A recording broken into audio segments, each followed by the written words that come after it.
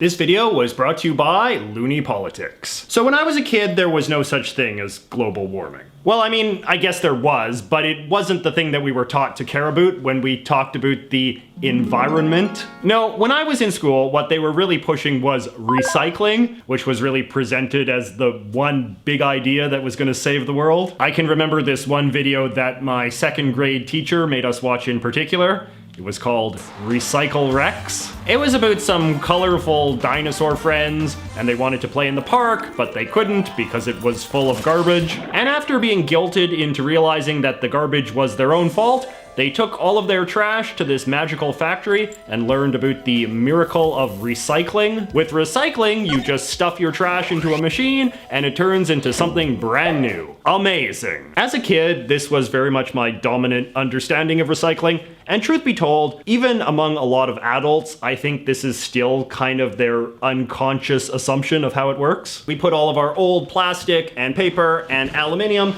into one of these big blue recycling containers, and bingo bango, some magical factory somewhere converts all of this stuff into like new paper towels or whatever. Now, it may shock you to learn that this is not how recycling works in real life. In real life, recycling is actually a monstrous boondoggle of inefficiency and geopolitical turmoil that has pushed my country to the brink of war with the Philippines. Let me explain.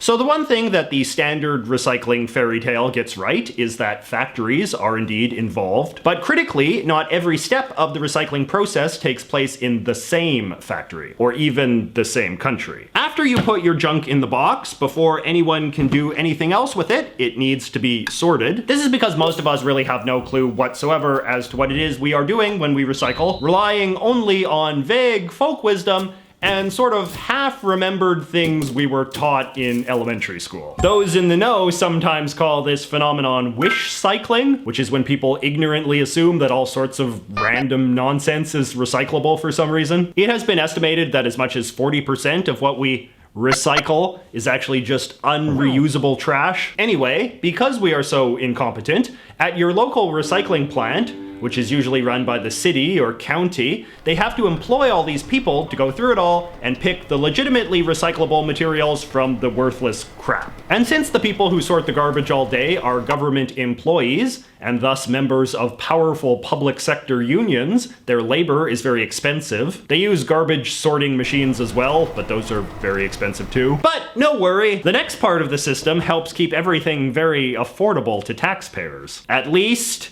in theory. Now, city governments are obviously not in the business of making paper towels or whatever. So after all of the good garbage is separated from the bad, the city gathers up all of the reusable materials and sells it to factories that actually make things. And what do we all know about factories that make things? Correct, they are all in Asia. As a result, for many decades now, we have been sending the bulk of our recyclable materials to Asia on the assumption that their factories will be able to do something with the stuff. This was a dangerous mistake. It turns out that you can't actually make anything useful out of a hardware store flyer smeared with mustard or a half-empty can of marshmallow fluff. In a lot of cases, it is simply faster and cheaper for factories to just make new objects from scratch rather than go through all of the time and hassle of reprocessing these low-grade, filthy materials. In the end, a lot of Asian countries just wind up quietly burning the majority of the so-called recyclables we send them, or just sticking them in their own landfills. Only a very, very small minority of the stuff winds up being used to make legitimate new products. According to the journal Science Advances, for instance, out of all of the plastic stuff that has been made since 1950,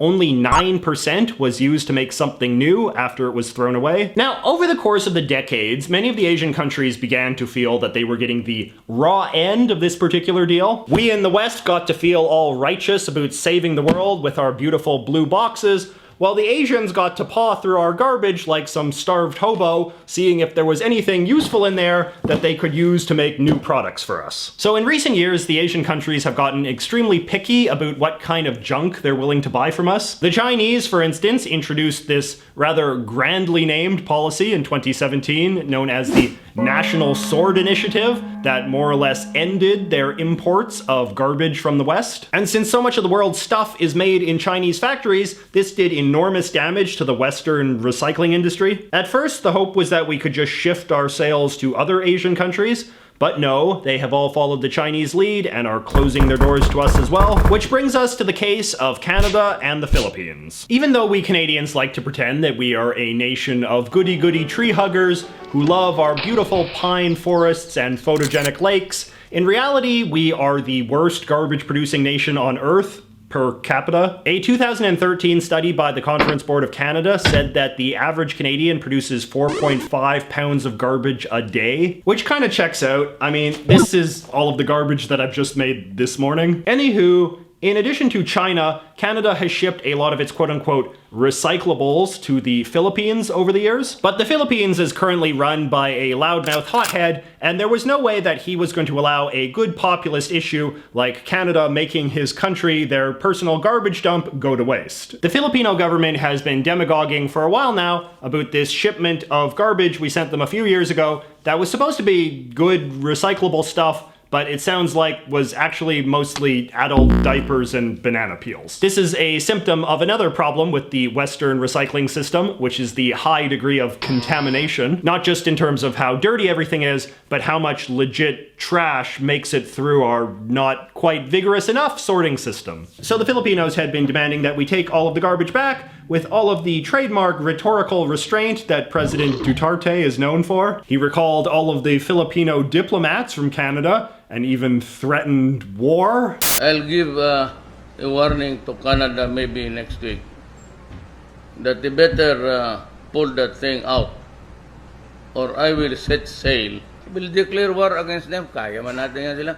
Part of this was just the president being himself, of course. He had already decided that he hated Canada several years earlier for reasons I don't even think made sense at that time. But in the end, Canada did agree to take this particular garbage shipment back, at which point the cargo had to be reclassified from useful Canadian recyclables to dangerous foreign trash, which was then burned when it got back to Canada in a nice illustration of just what a hypocritical mess this whole situation has become. Anyway, to summarize, because of changing attitudes in Asia, the entire Western system of recycling is starting to fall apart faster than a cardboard pizza box, which, by the way, you are not allowed to recycle either. Sorting our recyclables is costing our cities a fortune, and increasingly there is very little way for the governments to recoup the costs, or even get rid of the stuff. As we all know from studying supply and demand, when you cannot sell something, the value of that thing inevitably declines, and that is what is happening right now with recyclables. Because market demand from Asia is so low, market value for secondhand paper or plastic or aluminium is also hitting record lows, making it extremely expensive for governments to keep doing all this. It has gotten so bad that some cities in North America are even canceling their recycling programs altogether. Some are even cutting pro-recycling propaganda from school curriculums. Oh no! Is there any way out of this death spiral? You know, as I get older, I find myself getting increasingly nostalgic for the environmentalism of the past. Not the pro-recycling stuff, obviously, which I think we can all agree was a bit of a disaster in retrospect,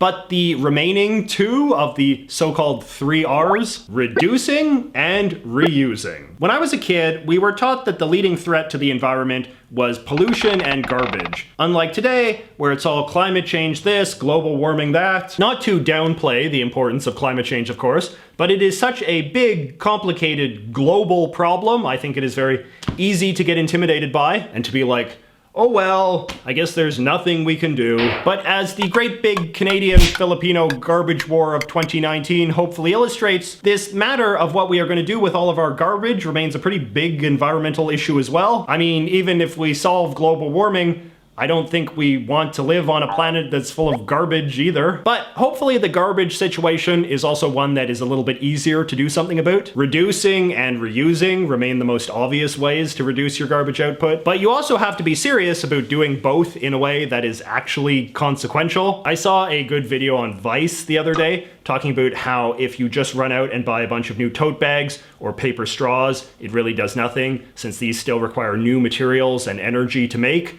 meaning they still contribute to net waste, even if it maybe biodegrades a bit faster. What you should do is just commit to one tote bag or one metal straw or one water bottle and just use that as much as you can forever. And if you have to buy a product in some sort of single-use container, such as a refreshing beverage on a hot summer day, you should try to buy the more expensive ones in the more high-end packaging, since these days the Asians will only buy garbage of the highest quality. So this overpriced $4 glass bottle of kombucha would actually be the more environmentally responsible option than this adorable 99-cent plastic bottle of Coke. And you know another good way to help save the earth? Buy more non-physical goods, such as a subscription to today's video sponsor, Looney Politics. Looney Politics is an excellent news and commentary website all about Canadian politics, with new content added every day. My inspiration for making this particular video actually came from a recent Looney Politics column entitled "Feeling Good About Recycling is a Lie We Tell Ourselves" by Robert Hiltz, one of their many fine in-house columnists. I actually used to write for Looney Politics myself, so if you are interested in hearing what I had to say about the Canadian political scene in the years between 2015 and 2018, be sure to check out my